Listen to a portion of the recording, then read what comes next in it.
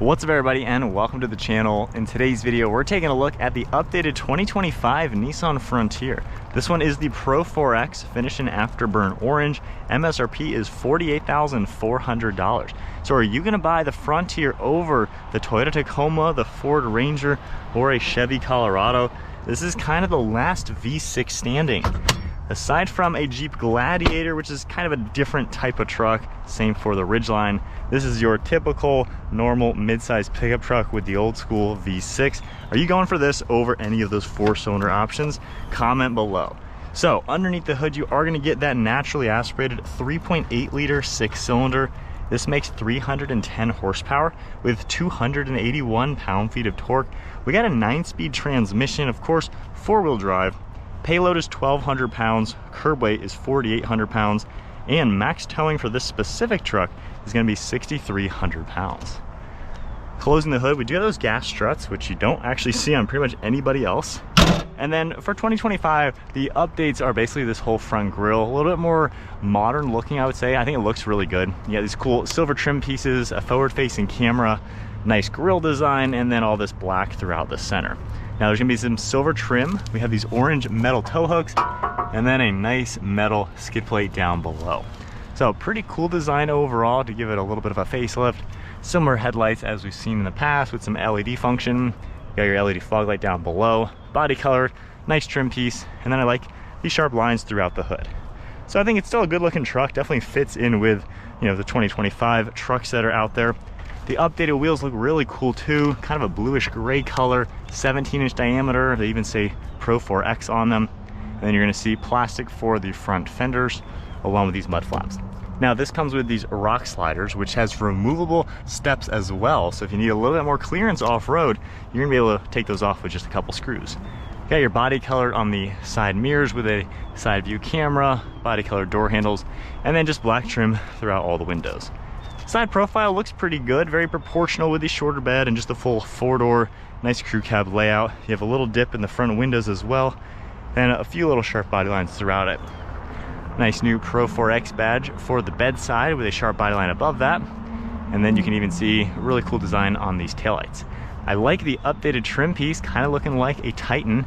You got the badge on the right as well as Nissan logo in the center, nice contours to it, and then Frontiers stamped into the tailgate.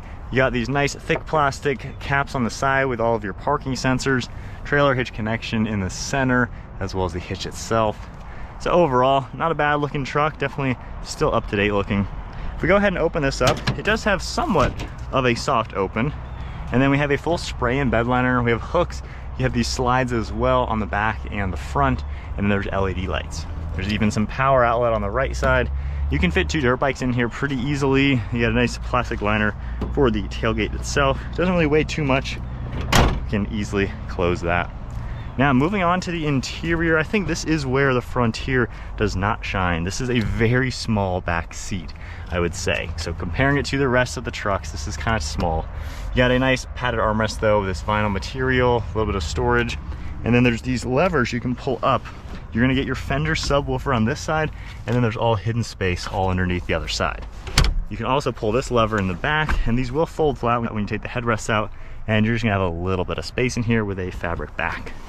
So from here, when I hop in at 5'11", as I hit my back on the side, because it is honestly a very small door. So with the seat at my height, I don't really have that much legroom. The seat is pretty low, and these backrests are straight up and down.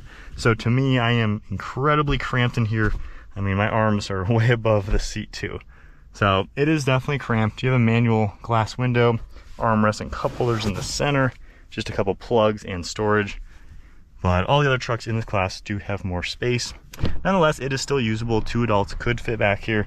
Kids wouldn't be the best. Kids wouldn't be the worst back here. But you are gonna notice it is on the cramped side for sure. And just getting in even there, that's where I hit my back. Moving on to the front seat. Similar door panel with all the same materials. I do like the orange color contrast to it. You can get these in a leather interior, which really doesn't cost all too much. You have the contrast stitching all throughout it, nice pattern throughout the seats, and they're all power controlled at least. On the steering wheel, we have a nice black leather wrapping it. You can also see that down here with these cool grab handles, all of your basic controls, of course, push button ignition. And then for 2025, you're gonna see this nice new screen. But if we take a look at the gauge cluster, basically what you're used to seeing from Nissan, you can scroll left and right and see all sorts of different things that are gonna pop up in here. You also have the analog tach and speedometer, which again, you don't really see on modern trucks anymore. And then you can see the stock on the left and right side. Now on this left side, we have a tow mode. You have your interior dimming, the outlet in the bed. You also have downhill assist, traction control, locking differential, one of your air vents, and then just a little bit of plastic up above with some storage. You have this faux leather material with the stitching design for the airbag cover. And then the new screen is basically the same thing as the old screen. It looks very similar overall. You have the same shortcuts down below, Apple CarPlay, Android Auto. You can customize the screens a little bit, and really the only difference is you can just add a little bit on that right side. So I wouldn't say it's really revolutionary, just a little bit bigger to give you, I guess, a couple extra things here and there. For the backup camera, you got a nice look with that top-down view, which is a great touch. And then of course the shortcuts, and then Frontier is written out. All physical climate control, super simple to use, heated seats and steering wheel, plugs, storage, and cup holders. We have a wireless phone charging pad along with padding for your armrest with storage in the center, and then a lockable glove box on the right side with a pretty good sized bucket. One last look at the interior. I think it still fits for a modern truck. This is definitely a simple old school vehicle though, when comparing it to a Tacoma, Ranger, or a Canyon. But a lot of people are loving how this is just a little bit more on the simple side, especially with the V6. We got storage up there, just a basic mirror in the center, and not a bad layout. So setting off now in the Pro-4X. So you got that V6. It does give you a pretty good smooth power delivery. Of course, the turbos and other ones are gonna give you more of that low end torque.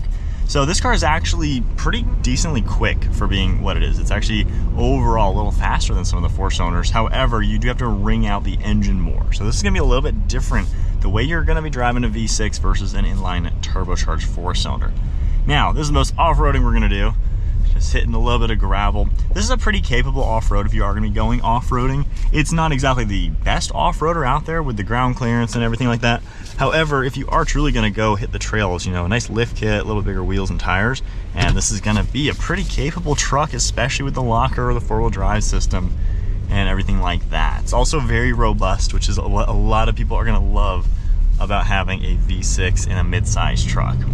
Getting back up to some speed, like I said, it's a nice smooth power delivery. You really can't complain. Pretty good seating position too. I feel honestly really comfortable in this front seat. Now the steering is pretty heavy. Now when you're driving normal, you don't really notice it, but it's just the parking lot speed. You're gonna notice the steering just has more weight to it when you compare it to every single other truck in this class. I know people are gonna make fun of me and say I must not be able to steer this. Obviously you can do it, it's not like you can't. However, it is just noticeably heavier than every other truck in this class. But that does give you a more mechanical feel, and when you are up and driving, it does feel very solid, very connected, which you are losing that with some of the more modern, up-to-date trucks. So as far as just cruising and everything, there's not really any tire noise, wind noise, road noise. Even the engine itself is actually really quiet. I would say this drives kind of like a tank. It drives like it's a tough truck.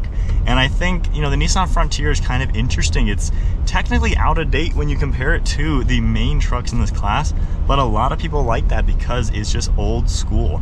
And when you're driving this, you can feel that. It just feels like a solid truck, and yet it's a midsize. So you're able to get something very robust and solid feeling without having to spend, you know, 70, 80 grand on a full-size truck in today's market when everything is really expensive.